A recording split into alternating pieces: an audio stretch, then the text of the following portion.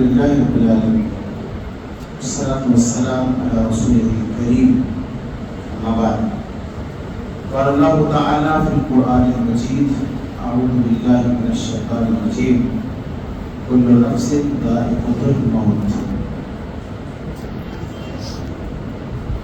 اسلامی آداب پر آج بات کریں گے. میت کے آداب. موت بھی کیا چیز ہے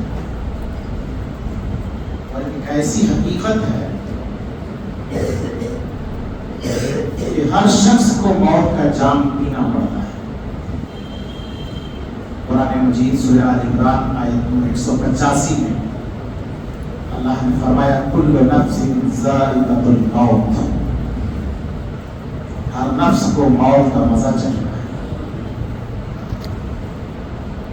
ہر نفس کو موت کا جام پینا ہے.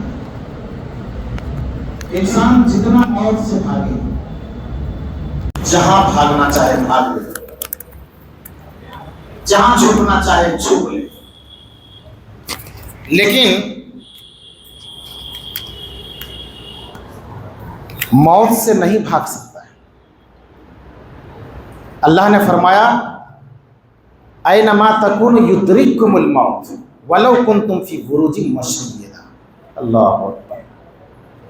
تم جہاں کہیں رہو گے موت تمہارے پاس آ پہنچے گی. بھاگ نہیں سکتے ہو.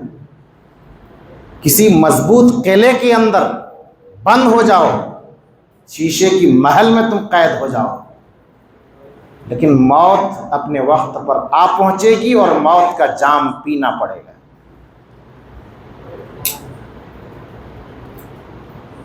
میت کے کچھ آداب ہیں. انسان جب مر جاتا ہے, اس دنیا سے چلا جاتا ہے, موت کا جام پی لیتا ہے, دار فانی سے دار بقا کی طرف کوچ کر جاتا ہے, تو اس میت کے تعلق سے کچھ آداب ہیں, کچھ احکامات ہیں, ہمیں اور آپ کو جاننا چاہیے. پہلی چیز تو یہ کہ انسان کبھی کبھی موت سے پہلے کسی بیماری میں مبتلا ہوتا ہے, پریشانی میں مبتلا ہوتا ہے, مصیبت میں مبتلا ہوتا ہے, تو پریشان ہو کر کے وہ کہنے لگتا ہے کہ کیا ہی اچھا ہوتا کہ ہمیں موت آ جاتی. کتنی پریشانی میں ہے, کتنی مصیبت میں ہے, کتنے دکھ میں ہے, کتنی تکلیف میں ہے, اچھا ہوتا ہم مر جاتے, ختم ہو جاتے. لیکن اس طرح ہم اور آپ سوچیں, یہ شریعت کے اندر منع ہے. اس طرح سوچنا, اس طرح خیال کرنا اور اس طرح کے الفاظ کا استعمال کرنا یہ شرعاً درست نہیں ہے. بعض لوگ تنگ آ کر کے خودکشی کر لیتے ہیں, برداشت نہیں کر پاتا ہے, تاب نہیں لا پاتا ہے, بیماری کی حالت میں خودکشی کر لیتا ہے. اور اسلام میں خودکشی حرام ہے, نہیں کر سکتے. خودکشی کسی چیز کا علاج نہیں ہے. یہ پریشانی آئی ہے, مصیبت آئی ہے, اللہ کی جانب سے آزمائش ہے, صبر کیجیے. یہ تقدیر کا ایک حصہ سمجھیے. ایمان کا ایک پارٹ ہے اچھی اور بری چیز پر, اچھی اور بری تقدیر پر ایمان لانا, یہ ایک تقدیر کا حصہ ہے. ہاں, یہ دعا کر سکتے ہیں. صحیح بخاری کے حوالے سے حدیث ہے, اللہ کے نبی صلی اللہ علیہ وسلم نے فرمایا کہ آدمی یہ دعا کر سکتا ہے کہ اللہم احینی ما کانت الحیات خیرا لی. اللہ میری زندگی کے اندر اگر خیر ہے تو مجھے زندہ رکھنا. میری زندگی اگر میرے لیے بہتر ہے, میری زندگی کے اندر اگر خیر ہے تو مجھے زندہ رکھنا. وتوفنی اذا کانت الوفات خیرا لی. اور اگر میرے لیے موت بہتر ہے تو اللہ تو مجھے موت دے دینا. یہ کہہ سکتے ہیں, اللہ اگر میری زندگی بہتر ہے, میری زندگی میں اگر خیر ہے تو ٹھیک ہے, مجھے زندہ رکھنا, زندہ رہنے دینا. جب تک میری زندگی ہے میں جی لوں گا. لیکن اگر میرے لیے موت بہتر ہے تو اللہ تو دنیا سے مجھے اٹھا لینا. یہ دعا کر سکتے ہیں.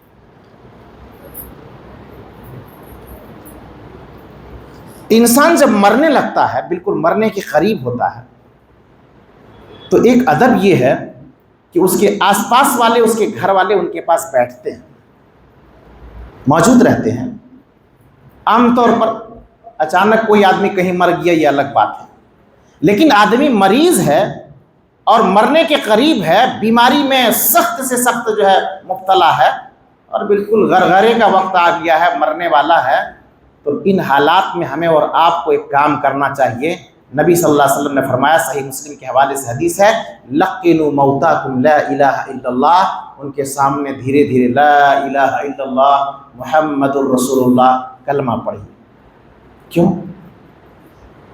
مرتے وقت اگر کلمہ نصیب ہو جاتا ہے اور وہ مرنے والا آدمی اگر لا الہ الا اللہ پڑھ لیتا ہے تو جنت ان کے لیے گارنٹی ہو جاتی ہے۔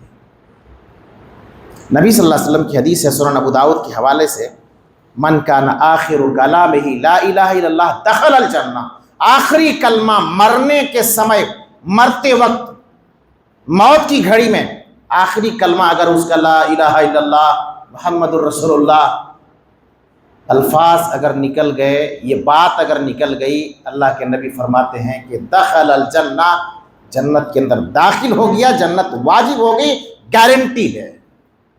دعا کرنی چاہیے ہمیں اور آپ کو کہ اللہ مرتے وقت ہمیں کلمہ نصیب فرمائے، دعائیں کرنی چاہیے اور تلقین کرنا چاہیے، زبردستی نہیں، ان کے سامنے بیٹھ کر کے پڑھنا چاہیے تاکہ وہ سن کر کے اس کلمے کو پڑھے۔ اب ہم لوگ کیا کرتے ہیں، کلمہ پڑھنے کے بجائے ان کے سامنے قرآن کھول کر کے پڑھنے لگتے ہیں، سورہ یاسین پڑھو، روح آسانی سے نکل جائے گی۔ یاد رکھیے یہ نہایت ہی ضعیف روایت ہے، صحیح بات نہیں ہے، درست بات نہیں ہے کہ مرتے وقت کسی کے سامنے سورہ یاسین پڑھی جائے۔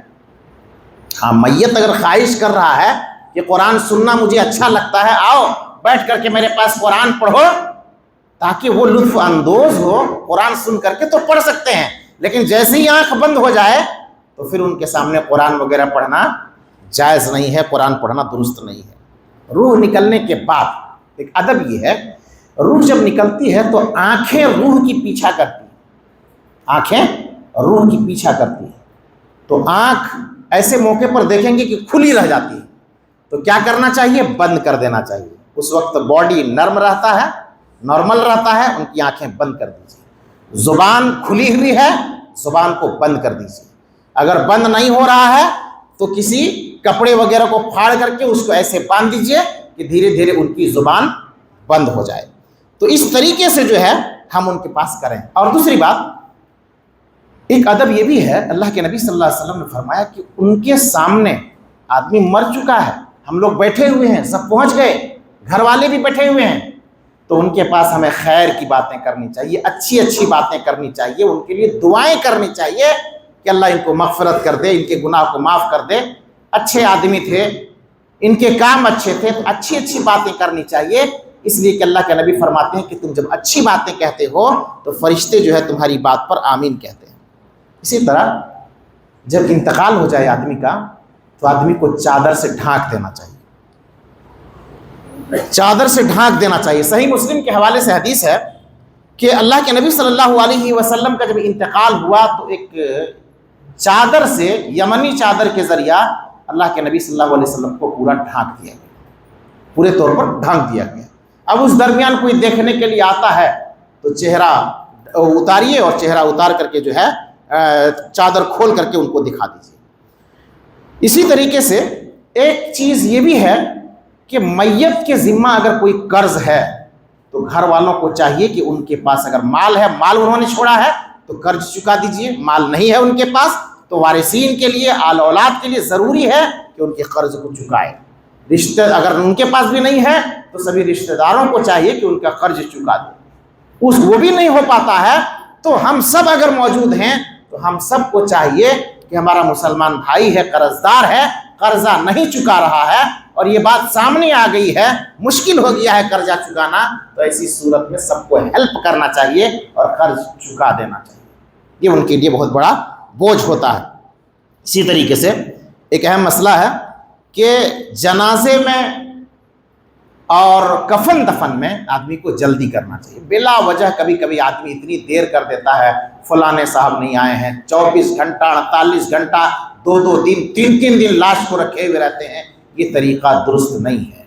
جلد سے جلد جو ہے کفن دفن اور جنازے کی نماز کا اہتمام کرنا چاہیے۔ اسی طریقے سے میت کے تعلق سے جب مر جائے تو رشتہ داروں کو اور دیگر لوگوں کو جو ہے خبر کرنا چاہیے۔ خبر کرنے کے بہت سارے ذرائع ہیں، آپ جو ہے کسی ذریعے سے لوگوں کو خبر کر دیں تاکہ وقت پر پہنچ جائے۔ جیسے ہی انسان کو خبر ملے میت کے تعلق سے، چونکہ ایک حادثہ ہے، تو کوئی بھی حادثہ ہمارے پاس پہنچے، کوئی کی خبر پہنچے، تو ہمیں اور آپ کو کیا کہنا چاہیے؟ انا للہ و انا الیہ راجعون، ہم سب اللہ کے لیے ہیں اور ہم سب کو اللہ تبارک و تعالیٰ کی طرف لوٹ کر کے جانا ہے۔ اسی طریقے سے میت پر ہمیں رونے کے بجائے صبر کرنا چاہیے، یہ بھی ایک ادب ہے، اور یہ بھی حکم دیا گیا ہے کہ رونا پیٹنا، رونا مطلب آنسو اگر بہہ جائے تو یہ فطری چیز ہے، کوئی حرج نہیں ہے، لیکن سینہ پیٹنا، بال نوچنا اور نوحہ کرنا، ماتم کرنا پرہیز کرنا چاہیے۔ یہ سب جاہلیت کے اعمال ہیں اور ہمیں اور آپ کو صبر کرنا چاہیے۔ میت کو دیکھنے کا ایک اہم مسئلہ ہے، اس کے بھی تو آداب ہیں۔ دیکھنا ہے، مرد ہے مرد جا کر کے دیکھ سکتا ہے، عورت ہے عورتیں جا کر کے دیکھ سکتی ہیں۔ سوال یہ پیدا ہوتا ہے کہ کوئی مرد کا انتقال ہوا ہے، کیا عورتیں جا کر کے دیکھ سکتی ہیں؟ کوئی عورت کا انتقال ہوا ہے، کیا مرد جا کر کے دیکھ سکتے ہیں؟ تو یہاں بھی اس مسئلے کو اچھی طرح سمجھ لیجئے کہ یہاں بھی محرم اور غیر محرم کا خیال کیا جائے گا۔ اگر محرم ہے تو جا کر کے دیکھ سکتے ہیں، محرم نہیں ہے، غیر محرم ہے تو نہیں دیکھ سکتے ہیں۔ لیکن عورتوں کے یہاں اتنا بڑا مسئلہ ہے کہ وہ ایسے موقع پر کسی کی نہیں سنتے ہیں اور جا کر کے بھیڑ لگا دیتی ہیں اور دیکھنے کے لیے لائن لگا دیتی ہیں۔ یہ درست نہیں ہے، یہ صحیح طریقہ نہیں ہے۔ مردوں کو بھی چاہیے، محرم ہے تو جا کر کے دیکھ لیجئے، نہیں ہے غیر محرم ہے تو جا کر کے دیکھنا درست نہیں ہے، صحیح نہیں ہے، ہمیں اور آپ کو بچنا چاہیے۔ اسی طریقے سے میت اگر آپ کا کوئی اپنا ہے، قریبی ہے، تو آپ بوسہ بھی دے سکتے ہیں۔